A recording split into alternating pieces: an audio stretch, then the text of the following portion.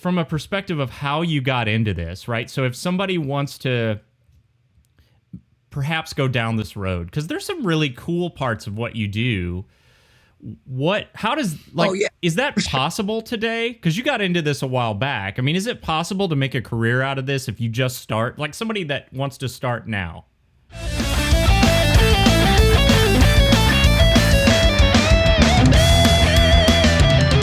Yeah, I honestly, so I noticed my daughter's 12 now, a little smarter, but she always thought dad has like 12. But, I started in high school. Funny story, and probably on Google because I wrote a bunch of articles on it. I've been with my wife since 95. It was her and my brother. This really started as a hobby. I tell everybody, I didn't go to school. I was even a magazine editor for 8 years. No joke. Again, no filter. I can't spell. I am illiterate. I could write a hell of an article. But everybody's like, you went to school for writing. No. What I tell everybody, it's all relationship based. Just like meeting you guys. I got out of high school. I started working.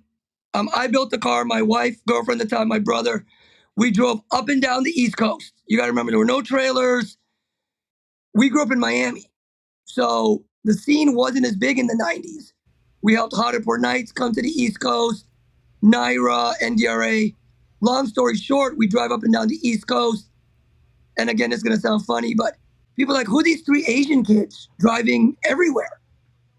Atlanta for Nopi, Philadelphia, Chicago, Texas, Tennessee. So we would meet these partners. Partners would recognize us. You have cool builds. I had no idea what I was doing. There were no sponsors. I call them partners now.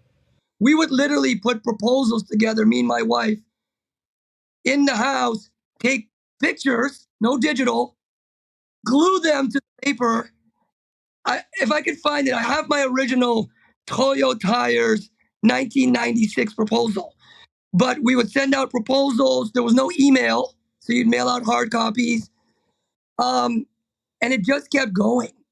I kept trying to always over-deliver, excuse my language, build cool shit that stood out from everybody else. We flew out media people to Miami. I think my Skyline this doesn't happen anymore, had 7 covers in 1 month worldwide. So, yeah, that kind of put us on the map. I love talking to people. As you guys know, I can't shut up. And I love teaching. I was fortunate enough, that's what I tell everybody.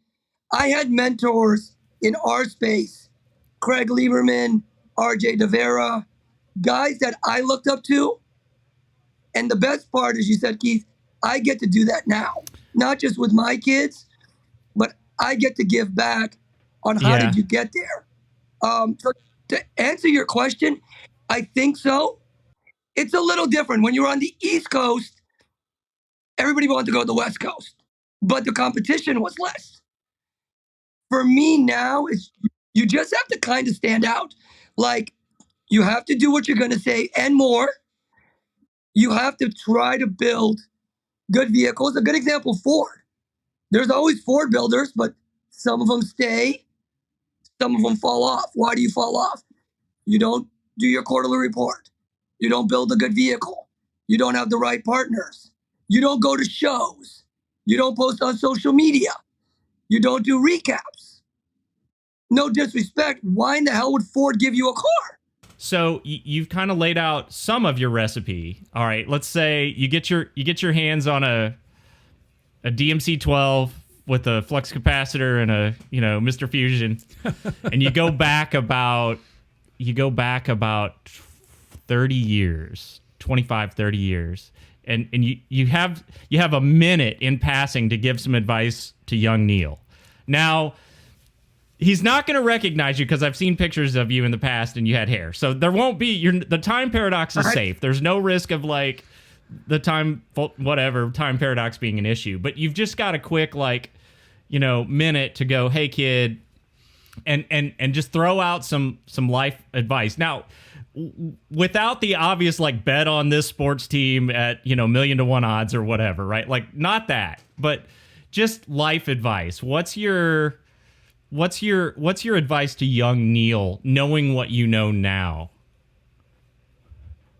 Yeah, that's a perfect question. I have a 14 too, and we teach that it's enjoy life, count your blessings, take care of people.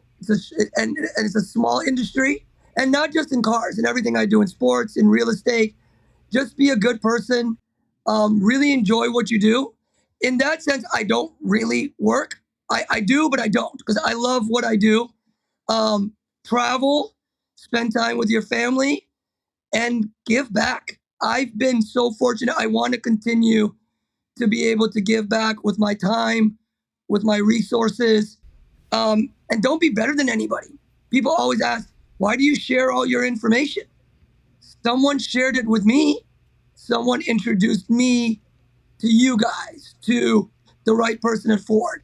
So, again, without repeating myself, because my wife says I do, enjoy what you do. You're not going to please everyone. I tell my kids that.